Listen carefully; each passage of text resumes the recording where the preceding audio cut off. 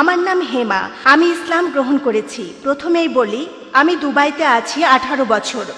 এই প্রথমবারের মতো কারো কাছে জিহাদের সত্যিকারের অর্থটা শুনলাম। আর আমি বলবো বেশিরভাগ মুসলিমই এটা জানে না। I am sorry. আমার প্রশ্নটা হলো, পবিত্র কোরআনে এমন কোনো সীমারেখার কথা কি বলা হয়েছে যে এই পর্যন্ত যেতে পারবেন যদি আপনি জিহাদ করতে চান? বোন মাশাআল্লাহ, মুসলিম হয়েছেন, শান্তির ধর্ম গ্রহণ করেছেন, আপনাকে স্বাগত, আমার অভিনন্দন। আর আপনি বললেন যে জিহাদের আসল অর্থটা জানতেন না, যেটা আজকে জানলেন, আলহামদুলিল্লাহ। আপনার প্রশ্নটা হচ্ছে যে এমন কোন সীমারেখার কথা কি বলা আছে যে জিহাদ করলে এই পর্যন্ত যেতে পারবেন? বোন, জিহাদের মধ্যে সবচেয়ে শ্রেষ্ঠ জিহাদ হলো নিজের আকাঙ্ক্ষার বিরুদ্ধে জিহাদ, জিহাদ আল নাফস, সর্বোচ্চ লেভেল। আর আপনি যে কোনো সীমা পর্যন্ত যেতে পারেন যতক্ষণ কোরআন অনুমতি দিচ্ছে। আপনি শরিয়া ভাঙতে পারবেন না। আপনি যে কোনো সীমা পর্যন্ত যেতে পারেন, তবে সেটা ইসলামিক শরিয়া অনুযায়ী হতে হবে। আপনি এখানে ইসলামিক শরিয়ার বাইরে যেতে পারবেন না। তাহলে সর্বশ্রেষ্ঠ জিহাদ হলো নিজের অহমিকার বিরুদ্ধে জিহাদ করা। আমরা আমাদের নবীজি মুহাম্মদ সাল্লাল্লাহু আলাইহি সাল্লামের একটা হাদিসের দৃষ্টান্ত দেখি। পবিত্র কোরআনের কিছু সূরা নাজিল হয়েছিল যখন নবীজি মক্কায় ছিলেন। এগুলো হলো মক্কি সূরা। মদিনায় নাজিল হয়েছিল মাদানী সূরাগুলো। এদের মধ্যে পার্থক্য হচ্ছে, মক্কি সূরায় বলা হয়েছে কিভাবে ঈমান জোরালো করতে হবে, মাদানী সূরা বলছে কিভাবে দিনকে প্রতিষ্ঠিত করতে হবে, আকামতে দিন অর্থাৎ জিহাদ। আমরা জানি যে মদিনায় এসে মুসলিমরা তাদের আগের অবস্থানের চাইতে শক্তিশালী হয়েছিল। তখন বেশ কিছু যুদ্ধ হয়েছিল, তাই এসব সূরা জিহাদের কথা বলা হয়েছে, কিতালের কথা বলা হয়েছে, অর্থাৎ যুদ্ধ। তবে মক্কায় থাকার সময় জিহাদ কেমন ছিল? যখন মক্কা শহরের মুশরিকরা তারা বেশ কিছু মুসলিমকে নির্যাতন করে মেরে ফেলেছিল, তখন অনেকে লড়াই করতে চাইলেন, যেমন হযরত হামজা রাদিয়াল্লাহু আনহু, হযরত ওমর রাদিয়াল্লাহু আনহু এটার প্রতিশোধ নিতে চাইলেন। তারা ছিলেন যোদ্ধা, কিন্তু নবীজি বলেছিলেন সবর করো। সবর করাই ছিল জিহাদ। যদি সামর্থ্য থাকে আর পাল্টা আক্রমণ করেন সেটা ভালো।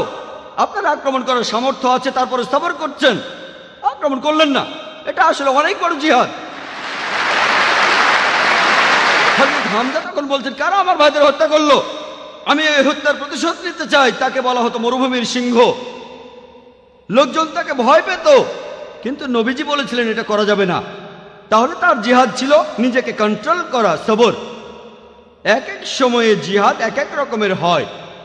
জিহাদের অর্থ শুধুমাত্র শত্রুর সাথে যুদ্ধ করা নয়, সবর এক ধরনের জিহাদ। আর হযরত আয়েশা রাদিয়াল্লাহু আনহা, আমাদের নবীজির স্ত্রী, তিনি নবীজিকে প্রশ্ন করলেন, আমরাও কি জিহাদ করব? তিনি সেখানে যুদ্ধের কথা বলেছিলেন। এই হাদিসটা সহিহ বুখারীতে আছে, 4 নম্বর খণ্ডের 2784 নম্বর হাদিস। নবীজি বলেছেন, তোমার জন্য শ্রেষ্ঠ জিহাদ হলো একদম সঠিকভাবে হজ পালন করা। আয়েশা রাদিয়াল্লাহু আনহার জন্য হজই ছিল শ্রেষ্ঠ জিহাদ। এছাড়াও আরেকটা হাদিস আছে সহিহ বুখারীতে, এক লোক নবীজিকে প্রশ্ন করলেন, আমরা কি জিহাদে যাব? কিতালের কথা বলা হচ্ছে, যুদ্ধ। নবীজি বললেন, তোমার কি বাবা মা আছে? সে বলল, হ্যাঁ। তোমার জন্য শ্রেষ্ঠ জিহাদ হচ্ছে বাবা মায়ের সেবা করা। তাহলে পরিস্থিতির উপর নির্ভর করে জিহাদ এক এক সময় এক এক রকম হয়। এছাড়াও সুন্নান নিসাইতে উল্লেখ করা হয়েছে, নবীজি বলেছেন, কোন অত্যাচারী শাসকের বিরুদ্ধে প্রতিবাদ করে কথা বলাই হচ্ছে সর্বশ্রেষ্ঠ জিহাদ।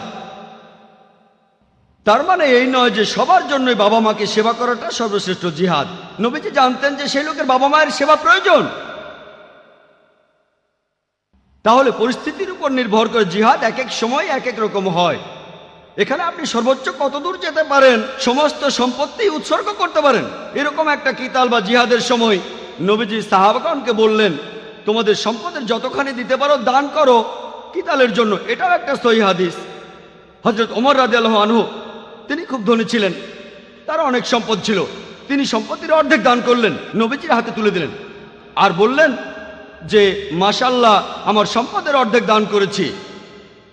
তিনি ভেবেছিলেন তিনি সবার উপরে, তার অর্থ তিনি সবচেয়ে সেরা পুরস্কারটা পাবেন, তিনি সবার উপরে আছেন।